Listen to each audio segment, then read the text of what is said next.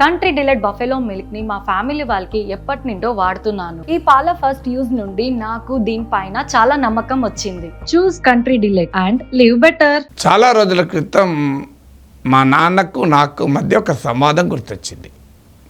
మా ఇంటికి బంధువులు వచ్చారు. మా తాత, మా మేనమామలు అందరూ వచ్చారు. సహజంగానే ఇంట్లో దగ్గర బంధువులు వచ్చారంటే సందడి, మాటలు, అందరూ ఆనందంగా ముచ్చట్లు పెట్టుకోవడము, మా అమ్మ వాళ్ళకి కావాల్సిన భోజన ఏర్పాట్లు చేయడము చాలా హడావుడిగా ఉంది. నేను ఒక మూలలో కూర్చొని చదువుకుంటూ ఉన్నాను. సో మా నాన్న ఉండి, రారా అందరూ వచ్చారు కదరా బంధువులు, ఈ తర్వాత చదువుకోవచ్చులే అన్నాడు. ఎప్పుడు చదువుకోవడం లేదా అని అడిగే మా నాన్న మొదటిసారి తర్వాత చదువుకోవచ్చులేరా రారా అన్నాడు. అంటే నేనుండి, నాన్న చుట్టాలు రేపు నాకు ఎగ్జామ్లో మార్కులు ఇవ్వరు, చుట్టాలు రేపు నాకు ఉద్యోగాలు ఇవ్వరు, నా భవిష్యత్తు చుట్టాలు డిసైడ్ చేయరు కదా అన్నాను.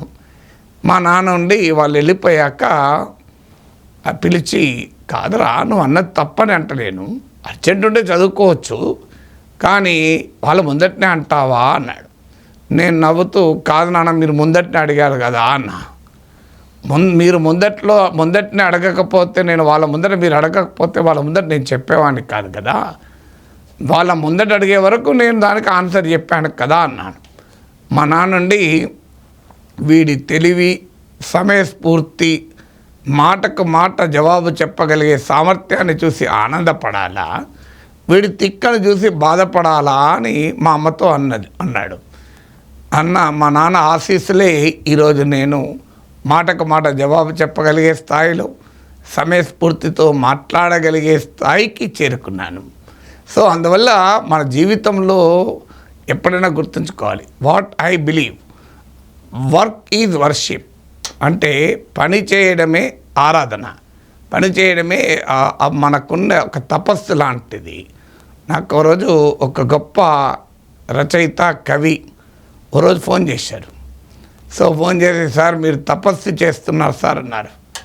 ఆయన చాలా గొప్ప భక్తి పాటలు రాసిన కవి కూడా. సో నేను తపస్సు చేయడం ఏంటి సార్ అన్నాను.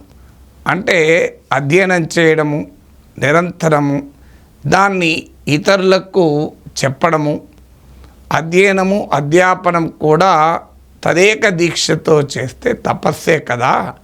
తపస్సు అంటే వేరేదేమీ లేదు, ఒక కేంద్రీకరించి ఒక దానిపైన పని చేయడమే తపస్సు అని చెప్పాడు.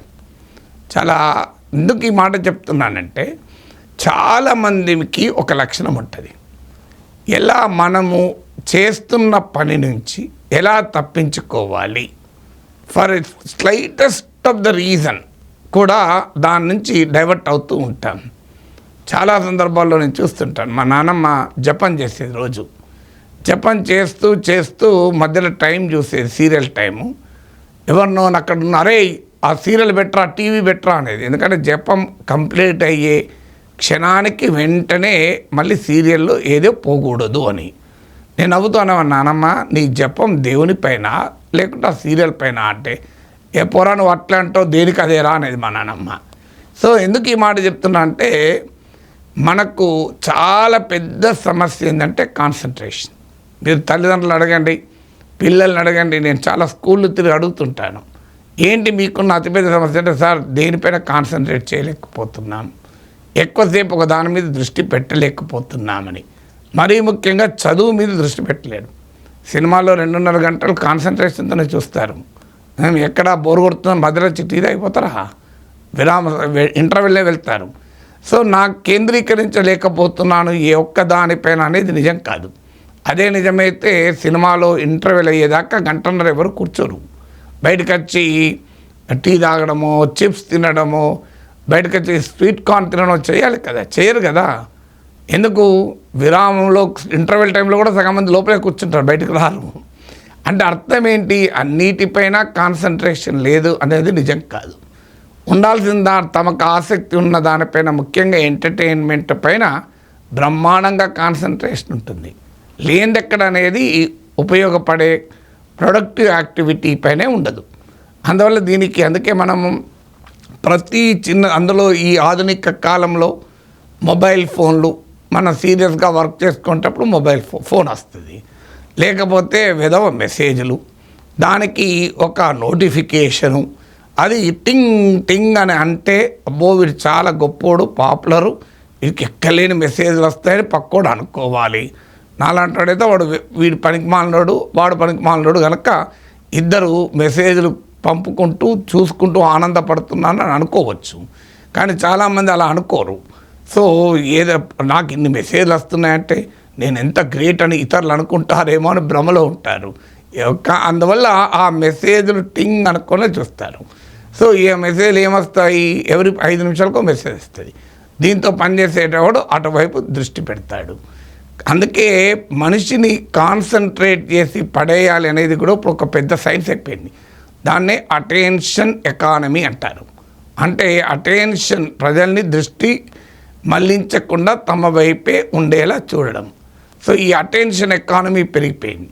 కానీ ఎప్పుడైనా గుర్తుంచుకోండి, ఒక లక్ష్యం పైన కేంద్రీకరించేటప్పుడు ఆ లక్ష్యం నుంచి మనను లాగిపడేసేందుకు అనేక రకాల అంశాలు మన పైన దాడి చేస్తూనే ఉంటాయి. ఎలాగైతే మన మానవ శరీరంలో ఒక ఇమ్యూనిటీ ఉంటుంది, రోగ నిరోధక శక్తి అంటాం, కోవిడ్ అప్పుడు చాలా ఎక్కువ విన్నాం. అనేక రకాల సూక్ష్మజీవులు, హార్మ్ఫుల్ సూక్ష్మజీవులు మన పైన దాడి చేస్తూనే ఉంటాయి, వైరస్లు దాడి చేస్తూనే ఉంటాయి. కానీ మన హ్యూమన్ బాడీలో ఉండే ఇమ్యూనిటీ వాటిని ఎదిరించి మన శరీరాన్ని కాపాడుతూనే ఉంటాయి. సో ఫిజికల్గా శరీరానికే కాదు, మైండ్పై కూడా ఆ రకమైన డైవర్షన్ చేసే అనేక అంశాలు ఉంటూనే ఉంటాయి. కానీ మైండ్లో కూడా ఆ ఇమ్యూనిటీ పెంచుకోవాలి. అందుకే మెడిటేషన్ చేయండి, ధ్యానం చేయండి అంటాడు. నిజంగానే మీకు దృష్టి కేంద్రీకరణ ఒక దానిపైన ఉండి లక్ష్య శుద్ధి, సంకల్ప శుద్ధి ఉంటే, చిత్తశుద్ధి ఉంటే వాస్తవానికి అదే ధ్యానం, అదే మెడిటేషన్. సో జీవితంలో ఆ కాన్సన్ట్రేషన్ అనేది పెంచుకోగలగాలి.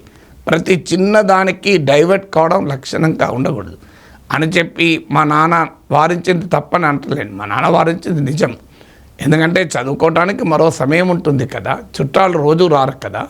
సో అందువల్ల చుట్టాలు వచ్చినప్పుడు వారు సంతోషపడతారు, మనము ఆనందపడతాం కనుక అప్పుడు చదువు ఆపి మిగతా టైంలో చదువుకోరా అని మా నాన్న అడ్వైస్ ఇచ్చాడు.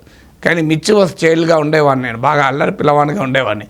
అందువల్ల మా నాన్న చెప్పిన దాంట్లో ఉన్న సంయమన నాకు అర్థం కాక, నా తిక్క నాకే కదా, నా తిక్కకు నాకో లెక్క ఉంటుంది కదా, మా నాన్నకు ఆ లెక్క అర్థం కాక వీడిలాగా తయారయ్యాడు అన్నాడు.